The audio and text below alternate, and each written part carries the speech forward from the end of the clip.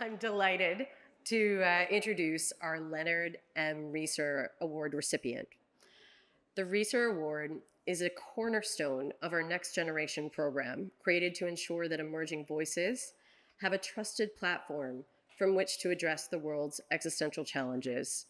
The award is named in honor of Leonard Rieser, who was the board chair at the Bulletin from 1984 to 1998. He strongly believed we needed to support and empower the next generation. This year's recipient, Collin is a playwright, a poet, and an essayist from Denver. He's a researcher at the Center for Naval Analysis, where he studies issues of national security.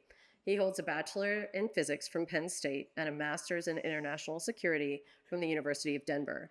And in 2018, he spent time as a facilities assistant at the University of Chicago, where he used his lunch break and his staff badge to explore the underground tunnels that Manhattan Project scientists used during the assembly of Chicago Pile 1.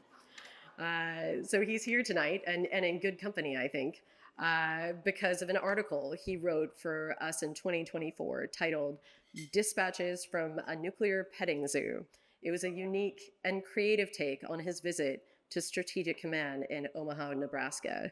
We desperately need young leaders to bring fresh new perspectives to the problems that we're facing, old and new, and Collin is one of those fresh voices. So please join me in welcoming him to the stage. Thank you for that incredibly kind introduction. I'd also like to take a moment to thank the Bulletin of the Atomic Scientists and the family of Leonard Rieser for honoring me with this award, and also for providing a platform to early career voices such as my own. I'd also like to acknowledge the incredible support I've received this past year from Alexandra Bell, John Mecklin, and Rachel Bronson, as well as Don Stover, who helped edit and shepherd my piece across the finish line.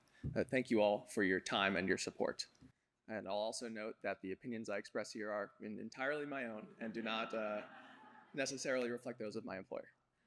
And with that, I would like to share a poem by Robert Frost. It's entitled Bursting Rapture. I went to the physician to complain. The time had been when anyone could turn to farming for a simple way to earn. But now 'twas there as elsewhere, any gain was made by getting science on the brain. There was so much more every day to learn. The discipline of farming was so stern, it seemed as if I couldn't stand the strain. But the physician's answer was, there, what you complain of, all the nations share. Their effort is a mounting ecstasy, that when it gets too exquisite to bear, will find relief in one burst. You shall see. That's what a certain bomb was sent to be. Frost published Bursting Rapture in 1947 at a time of profound technological and geopolitical change. 2 years earlier, the United States had ushered in the atomic age with the bombings of Hiroshima and Nagasaki. 2 years later, the Soviet Union would test its own nuclear device on the Kazakh steppe. But this poem is about more than the international nuclear arms race. It is also about a domestic arms race, an agricultural one. The narrator of Bursting Rapture observes that to make any gain in farming, one must, quote, get science on the brain. In the 20th century, this science took the form of more powerful tractors, more potent fertilizers, more lethal pesticides. These technologies turbocharged agricultural production, but at a steep environmental and cultural cost. To pay for the petroleum that powered their machines and the chemicals that replenished their fields, farmers took on debts that could only be paid by increasing the scale and intensity of their farming operations. This in turn required more machines, larger loans, and still higher yields, while accelerating processes of erosion and pollution. Because this kind of farming was only profitable at scale, small family farms were steadily consolidated. Between 1930 and 1970, the number of farms in America shrank by more than a half, while the size of the average farm more than doubled. In the process, generational connections to the land were severed, replaced by the dictates of commodity markets and corporate shareholders. The culture embodied in agriculture was overwhelmed by the extractive logic of agribusiness. Amid all this disruption, the narrator of Bursting Rapture visits his doctor. Here we learn that the farmer's complaints are shared not just by other people, but by entire nations.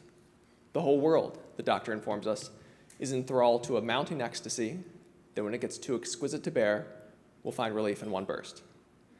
Nuclear war thus appears as a kind of industrial climax, a technological reset button that will free society from its progress-induced anxieties. It's a grim diagnosis, one that, for me at least, calls into question this doctor's qualifications. While very much a poem of the mid-20th century, Bursting Rapture strikes me as timely for two main reasons. The first is that we are experiencing the greatest nuclear tensions since the end of the Cold War. The second is that, like the poem's narrator, millions of Americans are right now finding their livelihoods transformed by rapid technological change. To paraphrase Frost, it seems that any gain is now made by getting AI on the brain. The farmers of Frost's time faced a stark choice: embrace the industrial methods of the day, or risk being absorbed by the competitor who does. Today, companies and countries face a similar choice: embrace artificial intelligence, or risk losing out to the competitor who does. As a result, we find ourselves in the middle of an AI arms race, one that risks nuclear war, environmental catastrophe, and cultural erosion. In the nuclear realm, AI-enabled tracking of ballistic missile submarines could heighten countries' fears of surprise attack, such that nuclear first strikes begin to look like self-defense. In times of crisis, AI-powered chatbots and deepfakes could inflame public opinion and pollute the information environment, making it much harder for leaders to engage in the debates and deliberations of the kind that diffused the Cuban Missile Crisis. This past May, the US Department of Energy subtly underscored this AI nuclear connection when it posted online that, quote, AI is the next Manhattan Project, and the United States will win. That's how I do all caps.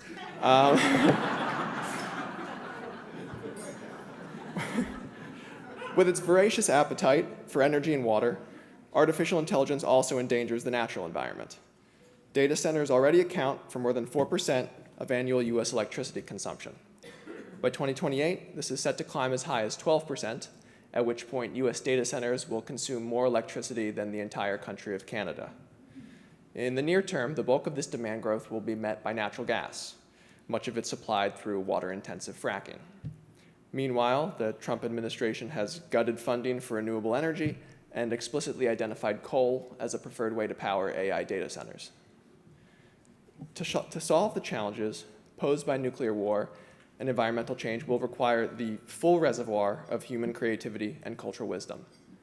But these intangibles are themselves at risk through the unrestrained and underregulated application of AI. Now, to be clear, culture has always been shaped by technology, and poetry is no exception. The poet Ryan Ruby notes that prior to the invention of writing, the epic singers of ancient Greece functioned as a kind of human data storage system. For these carriers of oral tradition, poetic meter, the rhythm of stressed and unstressed syllables, was a practical tool to aid with memorization.